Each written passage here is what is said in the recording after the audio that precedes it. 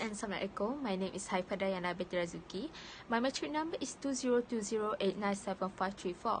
So I'm going to explain about non-bank financial institutions or NBFIS. Basically, non-bank financial institutions play a significant role in meeting the diverse financial needs of various sectors of an economy and thus contribute to the economic development of the country as well as to the deepening of the country financial system.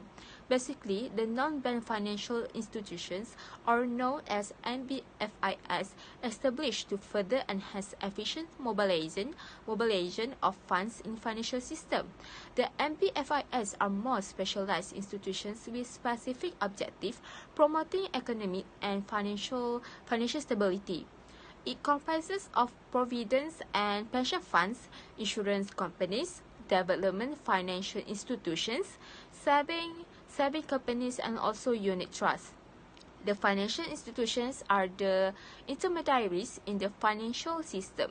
It comprises several of institutions playing different specific roles. It refers to the process of the flow of funds between the providers and also the users. It provides a saving and pooling system, transactions and costs. In Malaysia, the financial intermediaries, which consist of Bank Negara Malaysia or BNM, commercial bank, investment banks, and also Islamic bank. It make up the banking system in Malaysia. The Islamic and conventional banking system coexist and they operate in a parallel.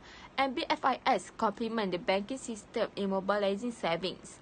These institutions also play an important role in the development of the capital market and in providing social securities. The NBFIS comprise of other financial intermediaries such as unit trusts, cooperative societies, and the housing credit institutions. Conceptually, the intermediations includes mobilizing resources and allocating these resources for productive investment. Investment involves the use of funds for private and public sectors investment. Accumulations of the international reserve and payments abroad for education purpose and others. In other words, the intermediations process. Next, I'm going to explain about the role and importance of non-bank financial intermediary or NBFIS. It's clear from the various functions performed by these institutions. The first role of NBFIS is financial intermediations. The most important functions of the non-bank financial intermediaries is the transfer of funds from the savers to the investors. Financial intermediations is economical and less expensive to both small businesses and also small savers. It provides funds to small businesses for which it is difficult to sell stocks and bonds because of high transaction costs, and also benefit the small savers by pooling their funds and receiving their investment. The second rules are economic basis of financial intermediations. By handling of funds by financial intermediaries is more economical and more efficient than that by the individual wealth owners because of the fact that financial intermediations is based on the law of large numbers and economies of the scale in portfolio management. The third rules of NBFIS are inducement to save. Non-bank financial intermediaries or NBFIS play an important role in promoting savings in the country. Savers need store or value to hold their savings in. These institutions provide a wide range of financial assets as store of value and make available as financial services to the savers. As store of value, the financial assets have certain special advantage over the tangible assets, such as physical capital, inventories of goods, and many more. They are easily storable, more liquid, more easily divisible, and less risky. The first rule are mobilizations of saving. Mobilizations of saving takes place when the savers hold savings in the form of currency, bank deposit, post office, saving deposits, life insurance policy, bills, bond, equity shares, and many more. NBFI provide highly efficient mechanism for mobilizing savings. There are two types of NBFT involved in the mobilization of saving. First, depository intermediaries, such as saving and loan associations, credit unions, mutual saving banks, and many more. The last role are investment of funds. The main objective of NBFIS is to earn profits by investing the mobilized saving. For this purpose, these institutions follow different investment policies. For example, savings and loan associations, mutual saving banks invest in mortgage, while insurance companies invest in bonds and securities. Assalamualaikum warahmatullahi wabarakatuh. My name is Wan Nabila Abah binti Ghazali. My metric number is 2020496046. Today I'm going to presenting about sources and uses of funds. The first one, Provident and Pension Funds, as known as PPF. Provident and pension funds are institutions that are established to safeguard savings from members or contributors and provide future benefits in the event of retirement, death, or disabilities.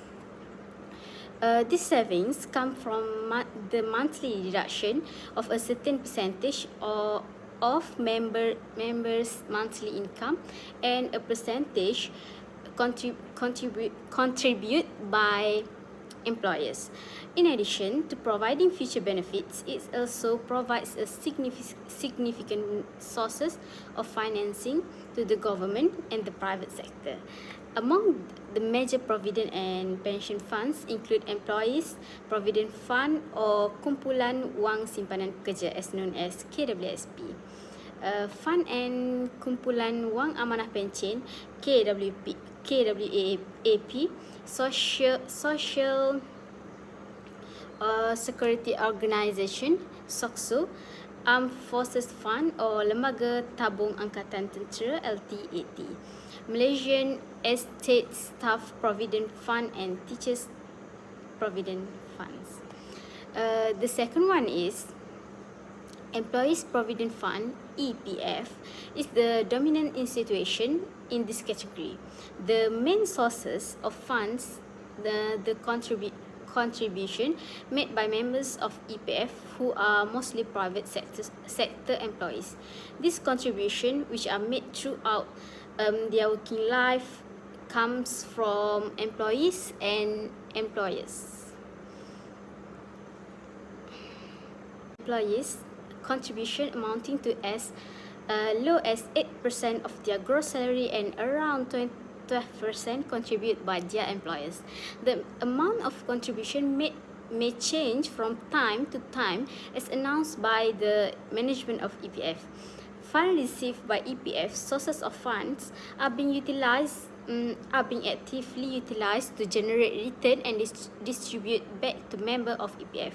Thus, the main use of funds is in the form of investment, which can be as high as 70% of the total asset of EPF. EPF investment portfolio or asset class comprise of Malaysian government securities, MGS, loans and bonds, equities, money market instrument, and properties. That's all from me.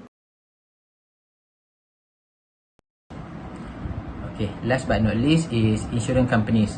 Insurance companies are institutions that provide financial coverage of policyholders in the event of death or loss of property. Basically, the types of protection provided by insurance company is divided by two.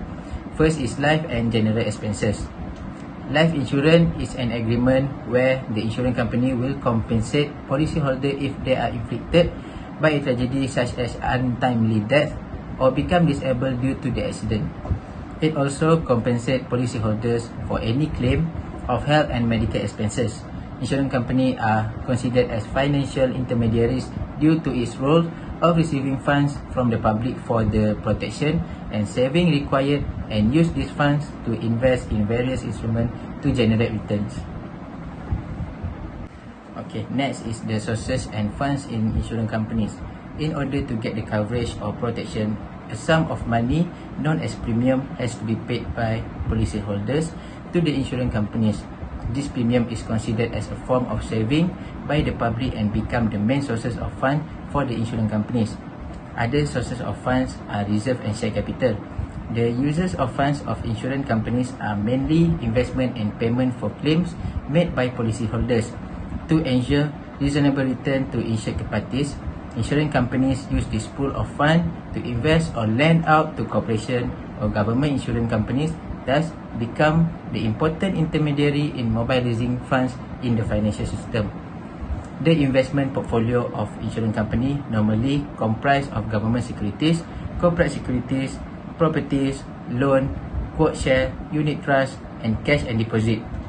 Specifically, some of instruments are MGS, Malaysian GIC, and ID, as the higher majority of the investment of each fund are in by cash and deposit, whereas the general predictability of life insurance claim is government and corporate securities followed.